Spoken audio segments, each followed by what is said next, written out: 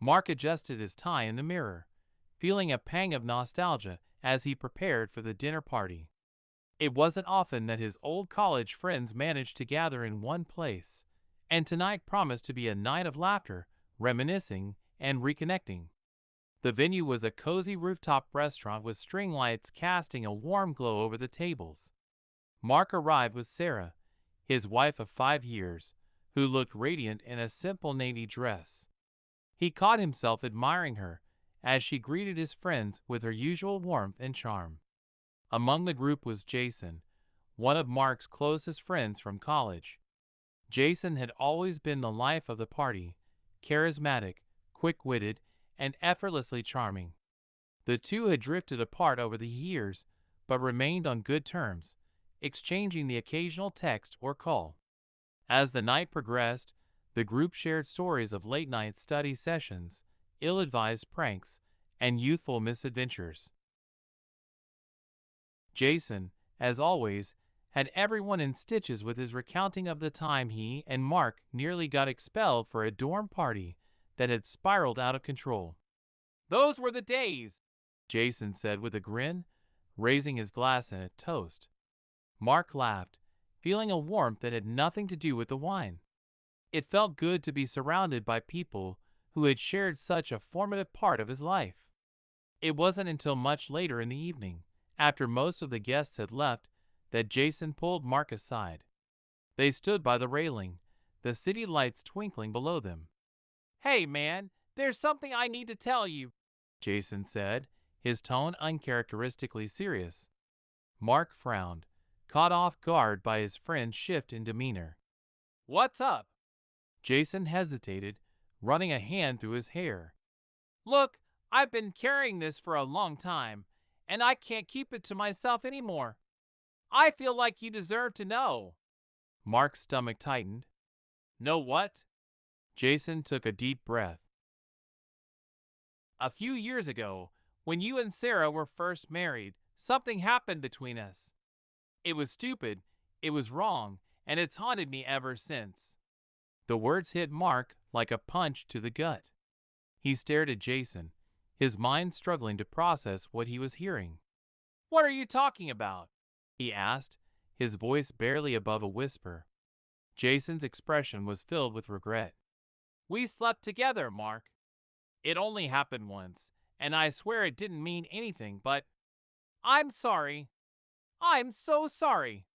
Mark took a step back, his heart pounding in his chest. "You're telling me this now? After all this time? I thought I could live with it," Jason admitted.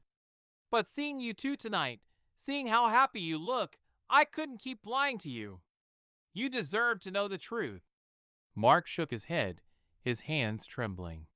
He felt like the ground beneath him had disappeared.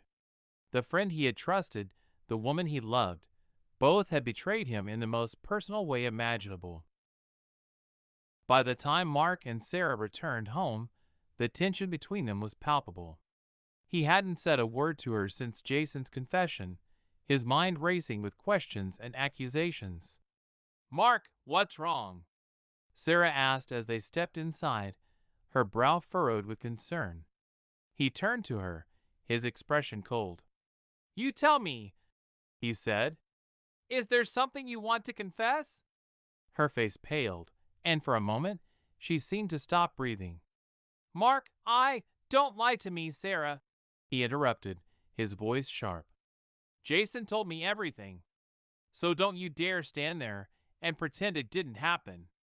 Tears welled up in her eyes, and she covered her mouth with trembling hands. "I was going to tell you," she whispered. "When?" Mark demanded. "After another 5 years? Or were you just hoping I'd never find out?" Sarah's tears spilled over, her voice breaking. "It was a mistake, Mark. I wasn't thinking. I hate myself for what I did." "A mistake?" Mark repeated, his voice rising. "You slept with my best friend, Sarah. That's not a mistake, that's a choice. A choice you made knowing exactly what it would do to me." Mark spent the night on the couch, unable to bear the thought of sleeping next to Sarah. His mind replayed Jason's confession and Sarah's tearful apologies, each memory cutting deeper than the last. By morning, he felt drained, both physically and emotionally. Sarah approached him cautiously, her face still streaked with tears. "I know I don't deserve your forgiveness," she said softly, "but I'm begging you to let me make this right." Mark stared at her, his expression unreadable. "I don't know if that's possible, Sarah. I don't know if I'll ever be able to look at you the same way again." Mark spent the weekend in a fog of anger and confusion, unable to process the enormity of what had happened. Jason's words and Sarah's tearful confession played on repeat in his mind, a never-ending loop of betrayal that gnawed at his sense of reality. The house felt suffocating, every corner filled with memories of the life he thought they had built together. He avoided Sarah as much as possible, retreating to the spare bedroom and immersing himself in mundane distractions, cleaning, scrolling through his phone, and binge-watching shows he barely paid attention to. By Sunday evening, however, he couldn't avoid her any longer. Sarah knocked softly on the door of the spare room, her voice hesitant. "Mark, can we talk?" He didn't answer right away. Part of him wanted to slam the door in her face, to shut her out, and the pain along with her. But another part, the part that still loved her, despite everything, forced him to open the door. "Fine," he said curtly, stepping aside. She entered cautiously, her eyes red and swollen from crying. She sat on the edge of the bed, wringing her hands as she searched for the right words. "I know you hate me right now," she began, her voice trembling, "and I don't blame you. What I did was unforgivable. But I need you to know that it didn't mean anything." Mark let out a bitter laugh, crossing his arms. "Didn't mean anything? You cheated on me with my best friend, Sarah. If it didn't mean anything, why did you do it?" Tears spilled down her cheeks, and she shook her head. "I don't know," she admitted. "It was a moment of weakness. Jason and I were both drunk, and I wasn't thinking clearly. I've regretted it every day since." Mark stared at her, his jaw clenched. "You've regretted it every day, huh? Funny how you never thought to tell me about it until Jason finally came clean. Were you planning to take this to your grave?" Her shoulders slumped, and she buried her face in her hands. "I was scared," she said, her voice muffled. "I was terrified of losing you. I thought if I kept it buried, we could move on. But I see now that was wrong." "Wrong?" Mark repeated, his voice rising. "That's all you have to say? This wasn't some minor mistake, Sarah. You lied to me. 4 years." She sobbed quietly, her body trembling. "I don't know how to fix this," she said, "but I'll do whatever it takes, Mark. I'll go to therapy. I'll cut ties with Jason. I'll do anything. Just please don't give up on us." Mark turned away, his fists clenched at his sides. He wanted to yell, to scream, to lash out at her for what she had done. But instead, he said nothing. "I need time," he said finally. "Time to think, time to figure out what I want. Because right now, I don't even know if this is something I can come back from." The following days were a blur. Mark threw himself into work, staying late at the office and volunteering for extra projects to avoid going home. The silence between him and Sarah was deafening, each moment spent in the same house a painful reminder of the fracture in their relationship. Jason, for his part, attempted to reach out, leaving voicemails and texts that Mark ignored. He didn't have the energy or the desire to face him, not yet. "Mark, it's Jason." One voicemail began. "I just wanted to say I'm sorry for everything. I know I don't deserve your forgiveness, but I hope we can talk someday. I'll give you as much space as you need."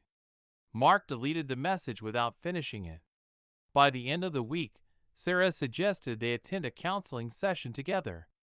Mark hesitated, unsure if he was ready for such an intense confrontation of their issues. But in the end, he agreed, if only to find some sense of direction.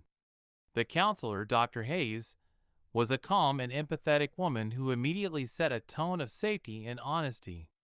"Why don't we start by talking about why you're here?" Dr. Hayes said, her gaze.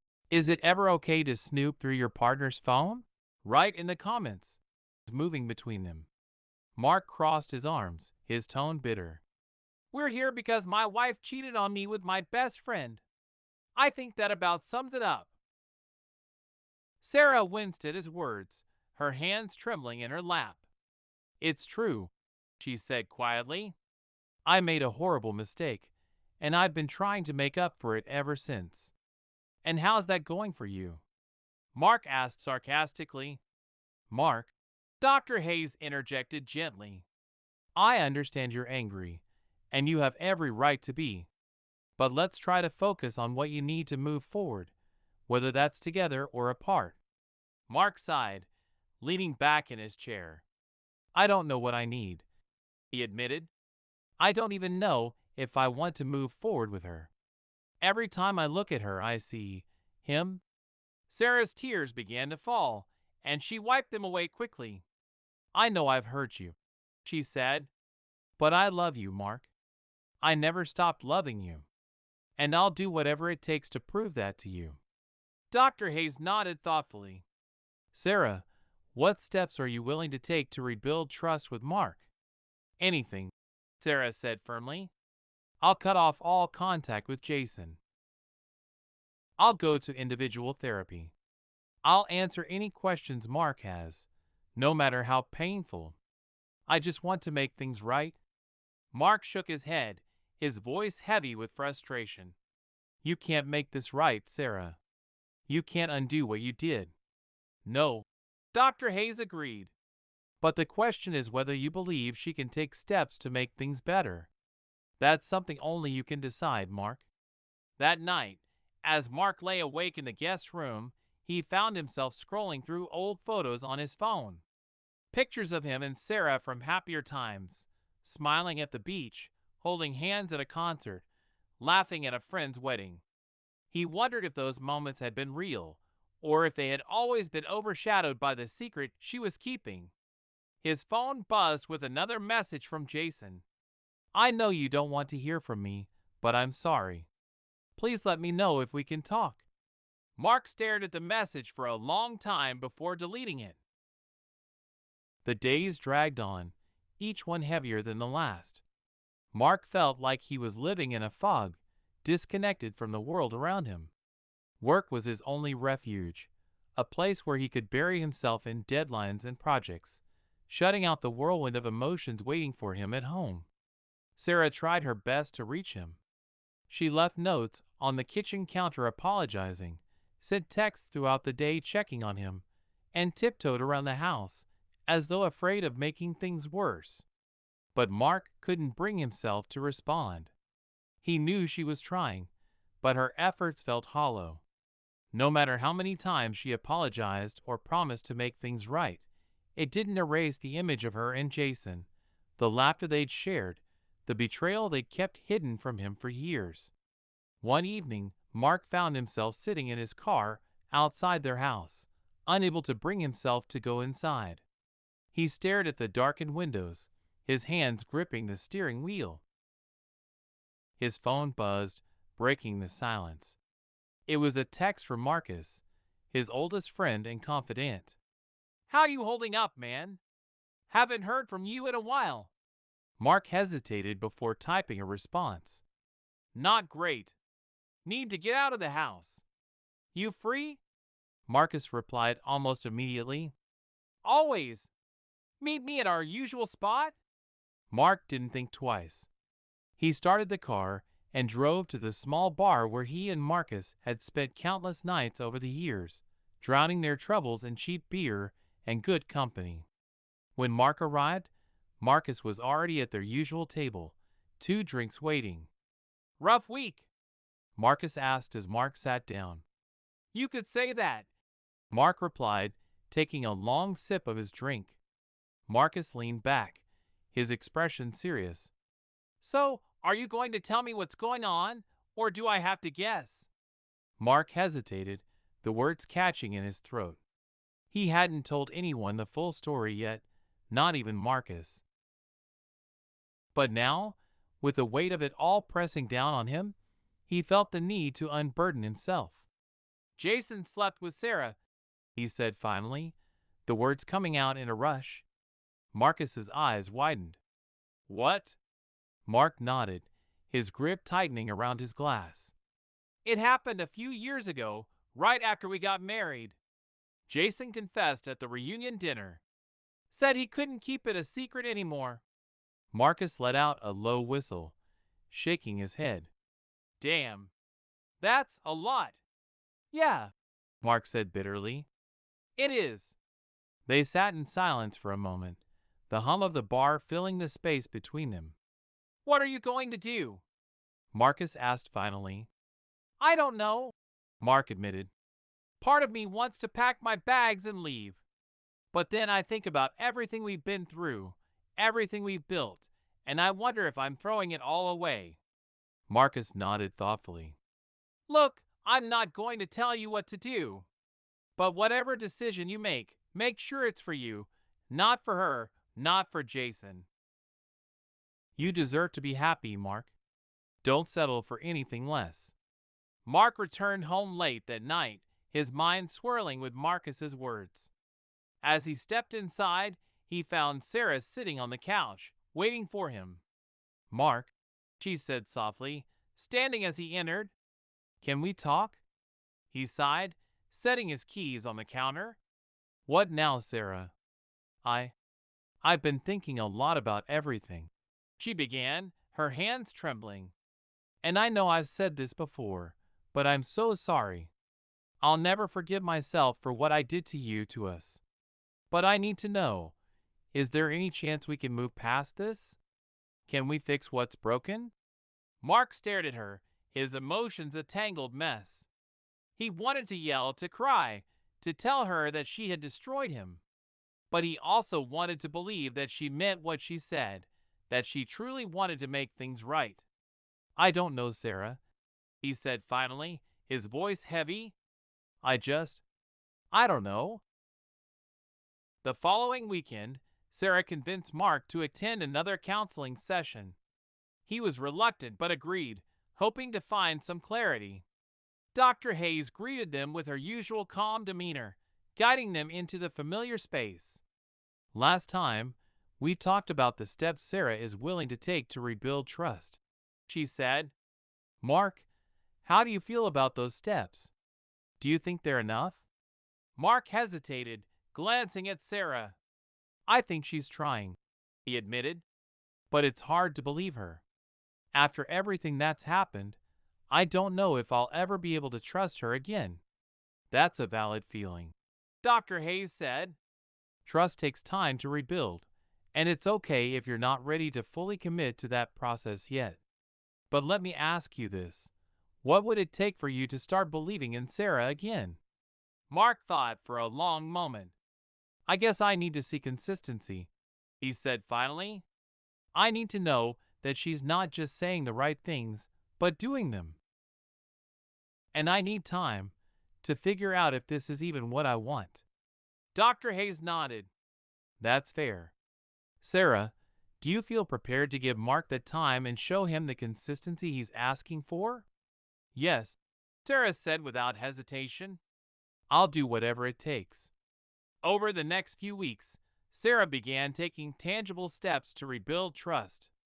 She cut off all contact with Jason, blocking his number and removing him from her social media. She shared her therapy progress with Mark, opening up about the insecurities and doubts that had led to her betrayal.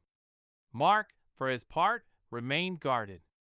He appreciated her efforts, but couldn't shake the lingering doubts. One evening, as they sat in the living room, Sarah handed him her phone. What's this? He asked, frowning. I want you to have access to everything, she said. My phone, my email, my social media, whatever you need to feel secure. Mark stared at her, his emotions conflicting. You think this will fix things? No, she admitted. But it's a start. He took the phone reluctantly, unsure of how to feel. Mark sat in the dim light of the living room, Sarah's phone resting on the coffee table in front of him. He hadn't touched it since she handed it over. The gesture had been clear, an offering, a way to how important is honesty in a relationship. Right in the comments proved she had nothing to hide, but it felt heavy, laden with implications that unsettled him.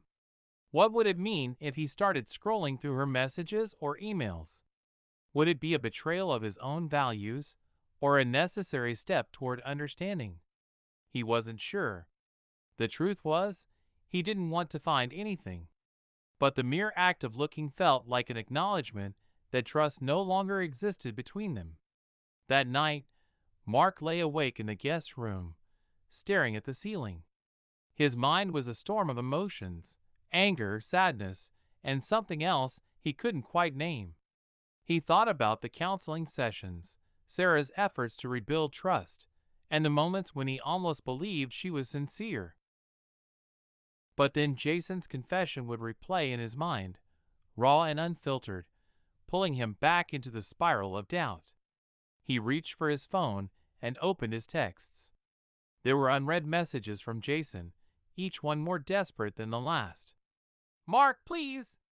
I know I've hurt you, but I need to make this right. Can we talk? Mark stared at the screen for a long time before typing a reply.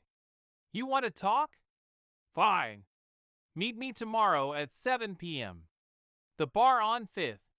He hit send and immediately regretted it, but the decision had been made. He needed answers, and Jason was the only one who could provide them.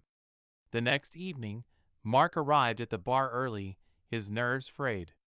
He chose a booth in the corner, away from the other patrons, and ordered a beer. Jason arrived 10 minutes later, looking uncharacteristically nervous. His usually confident demeanor was gone, replaced by a man who seemed smaller, weighed down by guilt. Thanks for meeting me, Jason said as he slid into the booth. Don't thank me yet, Mark replied coldly. Jason nodded, his expression grim. Fair enough.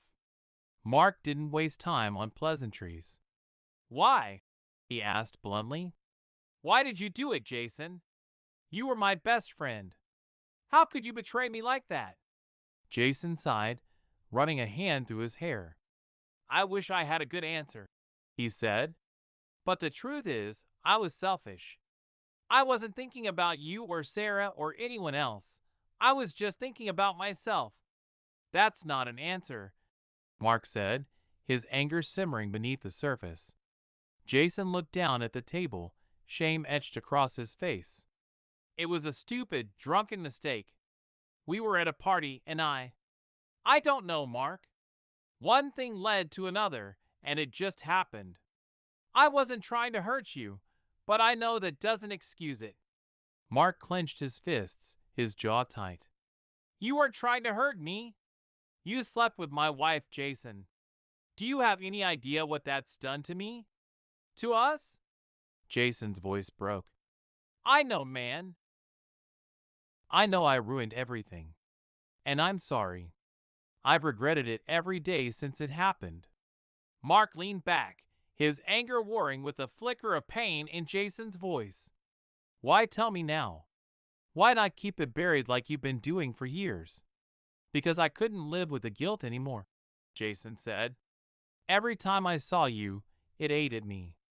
And when I saw you and Sarah at that dinner, acting so happy, it broke me. I couldn't keep lying to you. Mark stared at him, his emotions tangled and raw. You know, I thought you were the one person I could trust. The one person who had my back no matter what. I guess I was wrong. Jason's shoulders slumped, his voice barely above a whisper. I don't expect you to forgive me, Mark. I just needed you to know the truth. Mark left the bar feeling no closer to closure than when he had arrived. Jason's apologies rang hollow in his ears, overshadowed by the magnitude of his betrayal. When he returned home, Sarah was waiting for him in the living room. She stood as he walked in, her expression anxious. "Did you meet with him?" she asked. Mark nodded, his face unreadable. "I did. And? And he said what you've been saying. That it was a mistake, that he regrets it, that it didn't mean anything." Sarah swallowed hard, her eyes searching his. "Do you believe him?" "I don't know what to believe anymore," Mark admitted, his voice heavy with exhaustion. Sarah took a hesitant step toward him. "Mark, I know I've said this 1,000 times, but I'm sorry. I'll spend the rest of my life proving to you that you can trust me again if you'll let me." Mark held up a hand, stopping her. "I'm not ready to talk about that yet." The days that followed were a blur of tension and uncertainty. Mark continued to attend counseling with Sarah, though his guard remained firmly in place. During one session, Dr. Hayes posed a question that caught Mark off guard. "Mark, do you think you're holding on to your anger as a way to protect yourself?" He frowned, the question cutting deeper than he expected. "What do you mean?" "I mean that anger is a powerful shield," Dr. Hayes explained. "It keeps you from feeling the full weight of your pain. But if you're going to move forward, whether that's with Sarah or without her, you need to allow yourself to feel that pain." Mark was silent, the weight of her words sinking in. One evening, as Mark sat alone on the porch, he found himself thinking about the life he and Sarah had built together. The good times, the challenges they had overcome, the dreams they had shared. He didn't know if their marriage could survive this betrayal, but he realized something important. He needed to make a decision, not out of anger or spite, but out of clarity and self-respect. Sarah joined him a few minutes later, sitting quietly beside him. "I don't know what's going to happen," Mark said finally, breaking the silence. "But I think I'm ready to figure it out." Sarah looked at him, her eyes filled with hope. "Whatever it takes, Mark. I'm here." The weight of Mark's words hung between them, fragile and uncertain. For the first time since Jason's confession, Sarah allowed herself a sliver of hope. But Mark's guarded expression reminded her that hope was only the beginning. In the days that followed, they continued their counseling sessions, though now with a sense of cautious progress. Dr. Hayes helped them navigate the thorny terrain of rebuilding trust, forcing them to confront the roots of their issues rather than just the symptoms. "What do you want your future to look like, Mark?" Dr. Hayes asked during one session. Mark hesitated, glancing at Sarah. "I want a future where I don't feel like I have to look over my shoulder, where I don't question every word or action. But I don't know if that's possible anymore." "And Sarah?" Dr. Hayes asked. "I want to give Mark that future," Sarah said, her voice steady. "I know I can't erase what I did, but I want to show him that I can be the partner he deserves." That weekend, Sarah proposed a break from the routine. "Let's go somewhere," she suggested, "even if it's just for a day. I think we need to get out of the house, out of this environment, and just breathe." Mark considered it.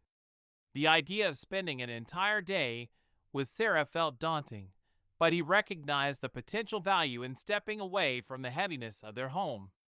"Okay," he said finally, "but let's keep it simple." They decided on a day trip to a nearby lake, a place they had visited often in the early days of their relationship. The drive was quiet, the radio filling the silence with soft background noise. When they arrived, Mark was struck by the familiarity of the place, the sparkling water, the rustling trees, the picnic tables where they had once spent lazy afternoons. It felt like stepping into a memory, one untouched by betrayal. They walked along the shore, the rhythm of their steps sinking as they talked about mundane things, the weather, work, the latest shows they were watching. For a moment, it felt almost normal. As they sat on a bench overlooking the water, Sarah turned to Mark, her expression serious. I know this doesn't fix anything, she said, but I want you to know how much I appreciate you giving us this time. I know it's not easy for you. Mark nodded, staring out at the lake. It's not, he admitted, but I'm trying. For both of us. Back home, the small breakthrough at the lake gave way to more productive conversations. Mark found himself opening up, sharing the depth of his pain in ways he hadn't before. I felt like an idiot, he told Sarah one evening. You and Jason had this secret, and I was just oblivious. It made me question everything, our relationship, myself, everything. You're not an idiot, Sarah said, her voice filled with regret. You trusted me, and I betrayed that trust. That's on me, Mark, not you. Her words, while painful, brought a strange sense of relief. For the first time, he felt like she truly understood the impact of her actions. The turning point came unexpectedly during one of their counseling sessions. Dr. Hayes asked a simple but powerful question. What does forgiveness mean to you? Mark thought for a long moment before answering. I think forgiveness means letting go of the anger. Not forgetting, not excusing, but choosing to stop letting it control me. Dr. Hayes nodded. And do you think you can forgive Sarah? Mark glanced at Sarah, who was watching him with a mixture of hope and fear. I think I'm starting to, he said quietly. Sarah's breath hitched, tears filling her eyes. Thank you, she whispered. In the weeks that followed, Mark and Sarah continued to rebuild, brick by painstaking brick. It wasn't easy. There were setbacks, moments of doubt, and days when the weight of their history threatened to overwhelm them. But there were also moments of connection. Quiet evenings spent cooking together. Walks through the neighborhood, hand in hand. Laughter over shared memories. The road was long, but for the first time, Mark felt like they were walking it together. 1 year after Jason's confession, Mark and Sarah returned to the lake, this time with a sense of peace that had eluded them for so long. As they sat on the same bench, watching the sunset paint the water in hues of gold and orange, Mark turned to Sarah. I think we're going to be okay, he said. She smiled, her eyes shining with emotion. I think so too. For the first time in a long time, Mark believed it.